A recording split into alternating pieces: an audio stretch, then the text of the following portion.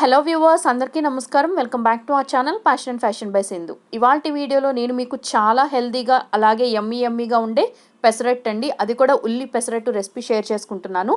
So late చేయకుండా recipe డీటెయిల్స్లోకి వెళ్ళిపోదాం.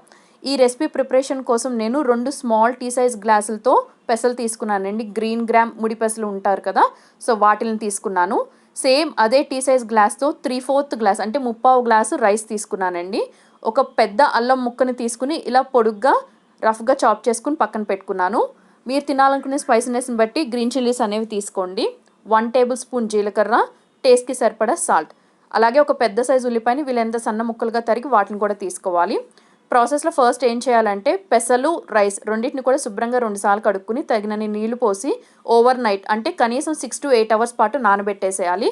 నెక్స్ట్ డే మార్నింగ్ మనం ఆ వాటర్ మొత్తం వంపేసి మిక్సీ జార్కి యాడ్ చేసేసుకుని కట్ చేసి పెట్టుకున్నటువంటి అల్లం పచ్చిమిర్చి ముక్కల్ని కూడా వేసి కొద్దిగా వాటర్ అనేది పోసి ఫస్ట్ మనం హై పల్స్ మీద కోర్స్గా గ్రైండ్ చేసుకోవాలి. కోర్స్గా గ్రైండ్ చేసుకున్న తర్వాత టేస్ట్కి సరిపడా సాల్ట్ అనేది వేసేసుకుని అవసరానికి తగినట్టు కొంచెం కొంచెం వాటర్ అనేది పోసుకుంటూ మనకి పిండి అనేది బాగా నురగలు వచ్చే అంత స్టేజ్ వరకు మనం దాన్ని గ్రైండ్ చేసుకుంటూ ఉండాలి.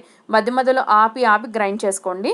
సో గ్రైండ్ చేసుకున్న పిండి మొత్తాన్ని ఒక బౌల్లోకి ట్రాన్స్ఫర్ చేసేసుకున్న తర్వాత 1 టేబుల్ స్పూన్ జీలకర్ర అనేది వేసి పిండికి కన్సిస్టెన్సీ దోశలు పోసుకోవడానికి వచ్చే వీలులాగా కొంచెం వాటర్ అనేది పోసుకుంటూ మిక్స్ చేసుకుంటూ పిండి అనేది రెడీ చేసుకోండి. ఇప్పుడు స్టవ్ మీద ఒక పెనం పెట్టుకుని దాని మీద కొంచెం ఆయిల్ అనేది అప్లై చేసి ఆయిల్ని ఒకసారి టిష్యూ పేపర్ పెట్టి రబ్ చేసేసిన తర్వాత ఒక గరిటె పిండి తీసుకుని దోశల మాదిరిగా వేసేసుకుని పైనుంచి కొన్ని ఉల్లిపాయలు అనేవి వేసి లైట్గా ఆయిల్ అనేది సైడ్స్ నుంచి మీరు అప్లై చేసి ఉల్లిపాయ ముక్కల్ని అట్లకాడ ఆరల్స్ గరిటె హెల్ప్తో మీరు దాన్ని ప్రెస్ చేసి ఉంచండి. దానివల్ల మనకి పిండికి ఉల్లిపాయ ముక్కలు అనేవి అంటుకుంటాయండి.